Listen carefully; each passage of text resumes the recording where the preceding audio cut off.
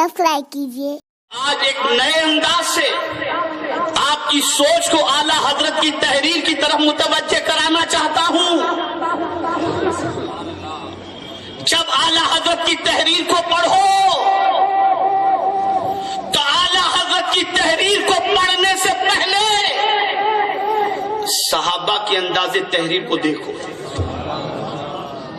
ताबेईन के अंदाजे तहरीर को देखो, तबे ताबेईन के अंदाजे तहरीर को देखो, गौसो ख्वाजा के अंदाजे तहरीर को देखो, और फिर इमाम मोहम्मद रजा की तहरीर को पढ़ो तो आपको पता चलेगा कि उनके फैज का सिलसिला इमाम मोहम्मद रजा तक जारी और सारी नजर आता। वही अंदाज, वही फिक्र, वही सोच। ऐ रसूल आज़म सल्लल्लाहु अलैहि वसल्लम के दीवानों, जरा सोचो और अंदाजा लगाओ। ताजदार कायनात सल्लल्लाहु अलैहि वसल्लम का विसाल होता है तो सिचुएशन कितनी खराब थी और कितनी भयानक थी, उस सिचुएशन को सामने रखो और इमाम अहमद रजा खां की विलादत से पहले की सिचुएशन का जायजा लो। नदवतुल उलमा शबाब पर, सर सैयद का फितना शबाब पर, देवबंद का फितना शबाब पर। हर एक की पोजीशन ये है कि अपने अपने लिटरेचर के जरिए और अपने अपने इंस्टीट्यूशन के जरिए अपने अकीदे की तरवीज और इशाअत में लगे हुए हैं। लेकिन अल्लाह ने अपने महबूब के नामूस के तहफ्फुज के लिए अपने महबूब के नाम की बरकतों को देकर इमाम मोहम्मद रजा को पैदा फरमा दिया। तन्हा इमाम मोहम्मद रजा है और बेशुमार फितने हैं। आखिर इमाम मोहम्मद रजा ने कौन सा तरीका इख्तियार किया जिससे हर फितने का मुकाबला उन्होंने किया और हर फितने को ऐसा जवाब दिया कि उस जवाब का जवाब आज तक किसी के पास नहीं। तो ये सिद्दीकी फैज था, वो अंदाजे सिद्दीक अकबर था। जानते हैं आप, आकाए करीम सल्लल्लाहु अलैहि वसल्लम के विसाल के बाद मुनकिरीन ज़कात का फितना, खत्म नबुव्वत से मुताल्लिक दावे नबुव्वत करने वालों का फितना, न जाने कितने फितने उस जमाने के अंदर उभरे। सैयदना सिद्दीक़ अकबर रज़ियल्लाहु ताला अन्हु हर फितने के मुकाबले के लिए तैयार हुए। लश्कर को जब रवाना किया, तवज्जो चाहूंगा, लश्कर को जब मुसैलमा इब्न कज़्ज़ाब के मुकाबले के लिए जब रवाना किया, सिचुएशन ये थी कि मुसैलमा इब्न कज़्ज़ाब के मानने वाले भी कलेमा पढ़ते थे, नमाज पढ़ते थे। उस जमाने के मुजाहिदीन ने सिद्दीक अकबर से पूछा, हुजूर ये तो बताइए कि वो लोग भी कलेमा नमाज पढ़ते हैं, जब हमारे मद्दे मुकाबिल आए तो हम कैसे पहचाने कि ये हमारा है या उसका है? कहा कोई घबराने की जरूरत नहीं है, जब तुम मैदान के अंदर या मुहम्मदा कहो और जवाब में अगर यही तर्ज इख्तियार करके कोई या मुहम्मदा कहे तो समझ लेना वो तुम्हारा है, और जवाब ना आए तो समझ लेना वो तुम्हारा नहीं है। आला हजरत इसी तर्ज को इख्तियार करते हुए कहते हैं, गैज़ में जल जाए बेदीनों के दिल, या रसूल अल्लाह की कसरत कीजिए। वही तर्ज इख्तियार किया। आज एतराज या रसूल अल्लाह ही पर किया जाता है। यहां से हम समझ लें कि ये एतराज करने वालों के सीने में क्या है। इनका दिल हुब्बे रसूल सल्लल्लाहु अलैहि वसल्लम से कितना खाली है। खाली नमाज, रोजा, हज और ज़कात को देखकर किसी के मोमिन होने की गवाही नहीं दी जा सकती। मोमिन वही है جس کا سینہ آقائے کریم صلی اللہ علیہ وسلم کی محبت سے لبریز ہو. اور یہ بات یاد رکھنا، جس کے سینے میں عظمت رسالت مآب صلی اللہ علیہ وسلم نہ ہو، نہ اس کے سجدے قبول ہے، نہ اس کے روزے قبول ہے، نہ اس کا حج قبول ہے، نہ اس کی زکوٰۃ قبول ہے. بلکہ حق تو یہ ہے کہ آقائے کریم صلی اللہ علیہ وسلم کی شان میں ہلکی سی بے ادبی بھی اگر کوئی کر بیٹھے تو زندگی کے سجدے، زندگی کی عبادت، زندگی کی ریاضت، یہ سب کچھ بارگاہ سمدیت میں کوئی حیثیت نہیں رکھتی. اس کا دفتر نیکیوں سے بالکل خالی کر دیا جاتا ہے. بے عملی معاف ہو سکتی ہے، توہین رسول معاف نہیں.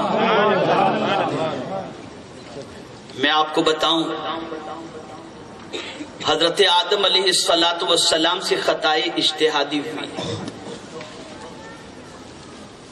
دنیا میں اتار دیے گئے. ابلیس سے خطا ہوئی، جنت سے نکال دیا گیا. خطا ادھر بھی، خطا ادھر بھی. مولا کیا بات ہے، حضرت آدم علیہ السلام کو دنیا میں اتارا گیا اور اس کے گلے میں قیامت تک کے لیے لعنت کا توق ڈال دیا گیا. تو جواب ملے گا ابلیس نے گستاخی کی تھی اور ان سے خطائے اجتہادی ہوئی ہے. اس لیے سن لو، اللہ عز و جل اپنے محبوب کی توہین کو گوارا نہیں کرتا. اور پھر اگر توہین کرنے والا پوری دنیا میں سجدوں کے نشان بھی رکھتے تب بھی اللہ اس کے سجدے کو قبول نہیں کرتا، منہ پہ مار دیا کرتا. تو اعلی حضرت نے کیا سکھایا؟ ادب حضور سکھایا. اعلی حضرت نے کیا سکھایا؟ تعظیم مصطفیٰ سکھایا. اعلی حضرت نے کیا سکھایا؟ سرکار صلی اللہ علیہ وسلم کی الفت سکھائی. اعلی حضرت نے کیا سکھایا؟ آقائے کریم کی محبت میں تڑپنا سکھایا. اعلی حضرت نے کیا سکھایا؟ رسول اعظم پر مر مٹنا سکھایا. اور اللہ اکبر، تاجدار کائنات پر مر مٹنے کا جذبہ، یہ بات یاد رکھیں، مصطفیٰ جان رحمت صلی اللہ علیہ وسلم نے خود اپنے صحابہ کو بتایا.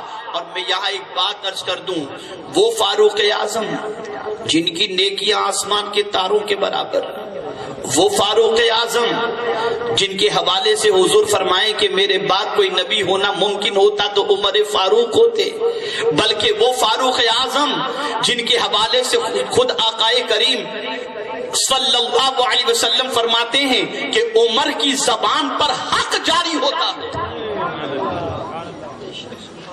اس فاروق اعظم سے حضور نے پوچھا، عمر تم مجھ سے کتنی محبت کرتے ہو؟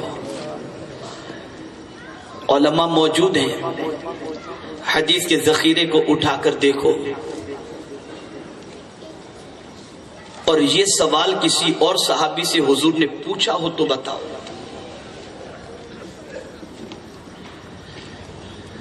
یہ سوال حضور نے فاروق اعظم ہی سے پوچھا کہ عمر تم مجھ سے کتنی محبت کرتے ہو؟ تو فاروق اعظم نے بھی عرض کیا، حضور اپنی جان کو چھوڑ کر ہر چیز سے زیادہ آپ سے محبت کرتا ہوں. سرکار نے فرمایا، عمر تمہارا ایمان مکمل نہیں جب تک کہ اپنی جان سے بھی زیادہ مجھ سے محبت نہ کرو. میں حیران ہوں یہ سوال فاروق اعظم سے کیوں پوچھا گیا. تو جواب ملے گا، عمر میں تھوڑی سی جان کی محبت تھی. اس جان کی محبت سے زیادہ حضور اپنی محبت اس لیے پلانا چاہتے تھے کہ جو فتوحات عمر کے حصے میں اللہ نے اس محبت کی بنیاد پر رکھی تھی، یہ فتوحات کسی اور کے لیے نہیں تھی. اس لیے آقائے کریم نے عمر فاروق سے فرمایا، عمر تم مجھ سے کتنی محبت کرتے ہو؟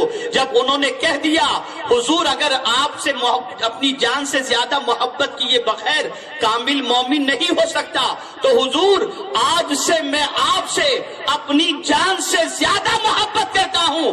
سرکار نے فرمایا عمر تمہارا ایمان مکمل ہو گیا، اور پھر دنیا نے دیکھا کہ فتوحات کا وہ سلسلہ جو فاروق اعظم میں کے دور پاک میں نظر آتا ہے کہیں اور نظر نہیں آیا۔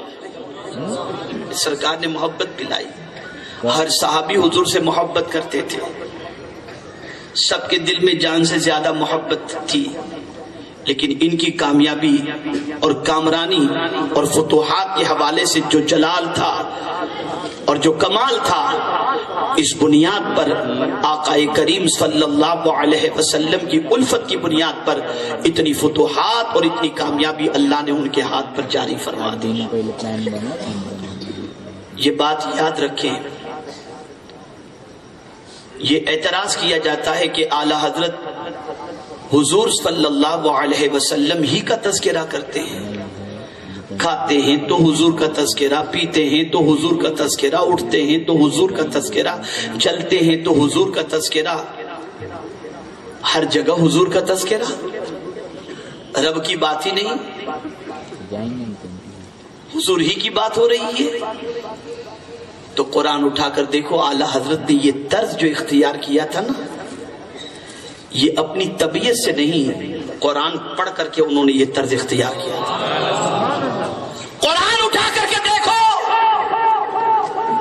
معاملہ کوئی بھی ہو اللہ اپنے محبوب ہی کی طرف بھیجتا ہے، اپنے محبوب ہی کی طرف۔ نافرمانی خدا کی کرو، جاؤ محبوب کے پاس، جھگڑا ہو جائے جاؤ محبوب کے پاس۔ اور وہ کون سی چیز ہے جس کے لیے صحابہ کرام علیہم الرضوان آقا کریم صلی اللہ علیہ وسلم کے پاس نہ جاتے ہوں؟ ہر چیز کے لیے صحابہ جب بھی گئے، پیاس لگی تو حضور کے پاس، کھانا کم پڑا تو حضور کے پاس، آنکھ کی پتلی نکل گئی تو حضور کے پاس، اولاد کا معاملہ تو حضور کے پاس، شفا کا معاملہ تو حضور کے پاس، تنگ دستی کا معاملہ تو حضور کے پاس۔ اللہ اللہ، یہ ساری چیزیں حضور کی بارگاہ میں جا کر کے کیوں مانگ رہے ہیں؟ تو جواب ملے گا، وہی رب ہے جس نے تجھ کو ہمتن کرم بنایا، ہمیں بھیک مانگنے کو تیرا آستاں بتایا، تجھے حمد ہے خدایا، تجھے حمد ہے خدایا۔ ارے لوگوں، یہ بات اچھی طرح ذہن میں رکھ لو، دنیا کے مسائل ہو تب بھی حضور کے ذریعے اللہ حل فرماتا ہے، اور قیامت کی پریشانیاں بھی اللہ اگر حل فرمائے گا تو مصطفیٰ کے صدقے ہی میں حل فرمائے گا۔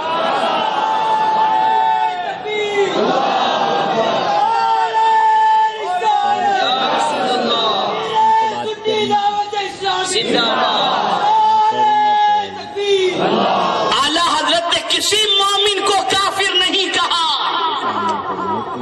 جسے قرآن نے کہا اسی کو کہا، اس کو ذہن میں رکھنا ہے، اور یہ بات ذہن میں بٹھا لو۔ ہر نماز روزہ حج و زکات والا مومن ہو ضروری نہیں۔ ایمان کی پہچان حضور کی محبت ہے، آقا کریم صلی اللہ علیہ وسلم کی الفت ہے، رسول گرامی وقار صلی اللہ علیہ وسلم سے متعلق دل کے اندر بے پناہ بے پناہ بے پناہ الفت۔ اگر یہ نہیں تو پھر نہ اس کے سجدے، نہ اس کے روزے، نہ اس کی نماز، کوئی چیز بارگاہ سمدیت کے اندر اللہ قبول نہیں فرماتا۔ بارگاہ سمدیت میں وہ چیزیں قبول نہیں ہوتی۔ ہماری ویڈیو کو لائک شیئر ضرور کریے۔